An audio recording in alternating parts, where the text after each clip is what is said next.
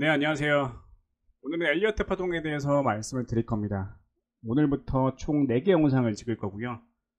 총 2가지로 구분됩니다. 기초와 심화 단계입니다. 오늘은 기초 단계의 첫 번째 영상에 대해서 말씀을 드릴 겁니다. 엘리어트 파동은 요즘에 기술적 지표로 많이 쓰는 케이스고요. 그에 대한 이유는 첫 번째, 예측하기 쉽고, 두 번째, 주가의 위치를 잘 판단할 수 있기 때문입니다. 저도 굉장히 많이 쓰는 지표라서 여러분들과 함께 호흡하면 좋을 것 같습니다. 자, 목차는 크게 2가지입니다.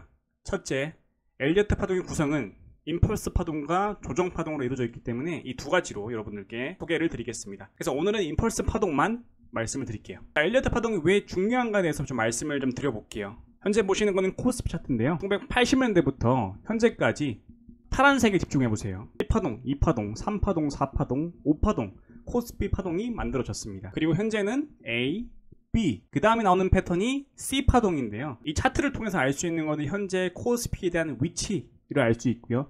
향후 코스피가 어떻게 움직일 것이다 에 대해서 2가지를 알 수 있습니다. 엘리어트 파동은 보통 1, 2, 3, 4, 5파동 이후에 A, B, C 파동이 있기 때문이죠. 그러니까 다시 말씀드리지만 엘리어트 파동은 현재 주가가 어디 있는지 판단하는 중요한 척도가 될 거고요. 두 번째는 주가의 향후 미래를 예측하기에는 좋은 수단입니다. 자, 엘리어트 파도의 구조도에 대해서 간략히 말씀을 드려볼게요. 복잡해 보이지만 여러분들이 아셔야 될 거는 크게 3가지밖에 없어요. 첫째, 엘리어트 파동은 임펄스 파동과 조정 파동 2가지로 이루어진다. 둘째, 임펄스 파동 안에 확장된 임펄스 파동이 있다. 셋째, 임펄스 파동은 1, 2, 3, 4, 5파동으로 구성되는데 그 안에를 보니까 조정 파동의 요소들이 들어가 있다. 저기 하늘 색깔들, 이것만 이해하시면 됩니다. 자, 오늘 영상에서 말씀드릴 거는요, 이거 다 얘기하지 않을 겁니다.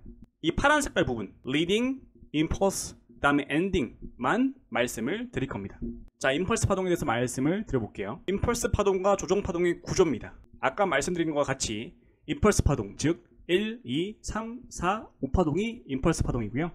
조정 파동은 A, B, C로 구성되어 있습니다. 그런데 각 파동마다 이 큰 파동이 반복이 돼요. 이게 엘리어트 파동이 가진 특성입니다. 그래서 1, 2, 3, 4, 5가 합쳐지면 큰 1파동이 되는 거고요. A, B, C가 만나면 2파동이 됩니다. 그래서 엘리어트 파동은 프랙탈의 법칙을 가지고 있다고 흔히 얘기를 합니다. 그런데 1파동, 2파동, 3파동, 4파동, 5파동 각 구간마다 나와야 되는 파동의 구조가 정해져 있습니다. 항상 그렇진 않지만 높은 확률로 정해져 있어요. 특히 1파동에서는 leading diagonal 그리고 impulse 파동 2가지가 나올 수 있고, 3파동에서는 impulse 파동, 5파동에서는 ending diagonal과 impulse 파동이 나올 수 있습니다. 조정 파동도 경우의 수가 있지만 이거는 다음 시간에 말씀을 드릴게요. 자, 그러면 1파동에서 나올 수 있는 경우의 수, 즉 임펄스 파동과 리딩 다이애고널에 대해서 배워볼게요. 자, 임펄스 파동에 대해서 먼저 배우겠습니다. 아까 1파동에서 나올 수 있는 모습에 대해서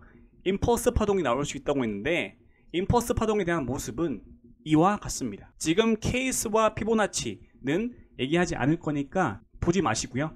여기만 집중을 해주세요. 임펄스 파동은 크게 3가지 특징을 가지고 있습니다. 이 3가지만 기억하시면 돼요. 첫째, 2파동이 1파동의 시작점을 내려가지 않습니다. 그 다음에 둘째, 3파동이 제일 짧을 수가 없다. 보통 가장 깁니다. 그 다음에 셋째, 다파동은 1파동의 고점을 훼손할 수 없습니다. 이거 3개만 기억하시면 돼요.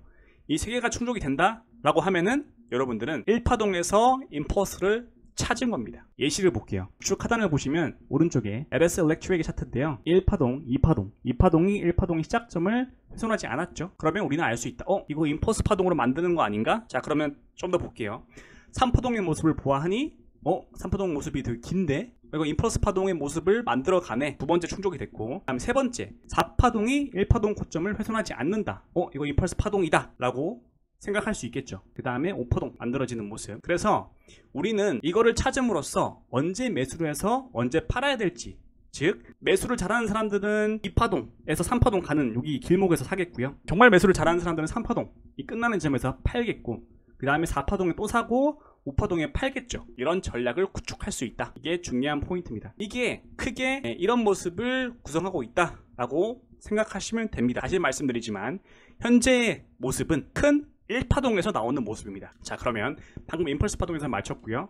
두 번째, leading diagonal에 대해서 모습을 한번 배워볼게요. 자, 그럼 배우기 전에 한 번 더 설명을 드릴게요. 엘리어트 파동 절대 불가침의 법칙 3가지입니다. 근데 이 3가지가 아까 제가 말씀드린 임펄스 파동의 특징과 동일합니다. 2번 파동이 1번 파동의 밑으로 내려가지 못한다. 첫 번째, 두 번째, 3번 파동이 제일 짧을 수 없다. 세 번째, 4번 파동과 1번 파동은 겹칠 수 없다. 아까 제가 다 말씀드린 거죠. 4번 파동이 1번 파동을 겹치지 않잖아요. 그죠? 다 말씀드린 겁니다. 자, 그런데 여기를 보세요. 예외가 있습니다. 다이애고널에서는 4번 파동이 1번 파동을 겹칠 수 있다 라고 나오네요. 이런 모습이 나올 수 있다고 얘기합니다. 자, 그러면 알 수 있는 거, 이런 모습이 나오면은 뭐다? 1번 파동에서 임펄스가 아니라 요거구나 라고 이해하시면 됩니다. 간단하죠? 그래서 곧 이거에 대해서 말씀을 드릴게요. 자, 그런데 리딩 다이애고널로 넘어가기 전에 임펄스 파동에 대해서 한 가지만 더 말씀을 드릴게요. 임펄스 파동은 아까 말씀드린 것과 같이 확장된 임펄스 파동을 가지고 있다고 말씀을 드렸어요. 우리가 방금 배운 거에 의하면 보통 3파동이 가장 길다고 말씀을 드렸잖아요. 근데 임펄스 파동 중에서도 1파동이 가장 길 때도 있고요, 3파동이 가장 길 때도 있고, 그리고 5파동이 가장 길 때가 있습니다. 그냥 이런 경우의 수가 있다 정도만 아시면 됩니다. 근데 흔히 나오는 거는 뭐다? 요거 중간 거 아시겠죠? 자, 그럼 이때까지는 임펄스 파동에 대해서 마쳤고요. 이제부터는 leading diagonal과 ending diagonal에 대해서 말씀드릴게요. 자, leading diagonal이라는 의미는 뭐냐면요, 이 diagonal이라는 의미는 대각선이라는 의미를 가지고 있는 영어 단어예요. leading이라는 의미는 항상 첫 번째 온다는 의미를 생각하시면 될 것 같고요, ending은 가장 마지막에 온다, 즉 1파동과 5파동에서 온다 라고 생각하시면 돼요. 그래서 리딩 다이애고널은요, 아까 임펄스 파동과는 다른 모습이 연출되고 있다고 제가 말씀드렸잖아요. 아까 우리 예외 케이스에서 배웠죠. 어떤 게 다르다? 4번 파동이 1번 파동을 겹칠 때는 뭐다? 우리는 리딩이라고 부른다. 그렇게 이해하시면 됩니다. 쉽죠? 근데 이게 1파동에 오면은 리딩이고 5파동에 온다 하면은 엔딩입니다. 간단한 로직입니다. 간단한 로직이에요. 그럼 자세히 볼게요. 리딩 같은 경우에는 임펄스 1파동에 나올 수 있다고 아까 말씀을 드렸고, 1, 2, 3, 4, 5파동이 크게 1파동이 되고 2, 3, 4, 5로 간다. 그쵸? 1파동에서 나오는 거죠. 나중에 배우겠지만 지그재그 A파동에 나올 수 있어요. 그래서 옆에 특징들을 조금 자세히 보면요, 크게 다를 건 없습니다. 간단히 특징을 말씀드리면 임펄스 파동과 동일하게 2파동은 1번 파동을 내려갈 수 없습니다. 두 번째, 3번 파동은 1파동의 고점을 넘어야 돼요. 그리고 4번 파동과 1파동은 반드시 겹쳐야 된다. 그리고 하나 더 조건이 있네요. 4번 파동은 2번 파동의 시작점을 여기를 내려가면 안 된다. 내려가면은 이게 성립될 수 없습니다. 그리고 마지막 5번 파동은 항상 3번 파동보다 높게 형성된다 라고 생각하시면 됩니다. 흔히 그냥 지그재그 형태로 생각하시면 돼요. 아시겠죠? 예시를 볼게요. 최근에 코스피에서 나오는 모습인데 1번, 2번, 3번, 4번 파동이 1번 파동 고점을 훼손을 했고, 그 다음에 5파동. 현재 위의 특징들을 다 부합시켰죠. 그래서 이거는 뭐다?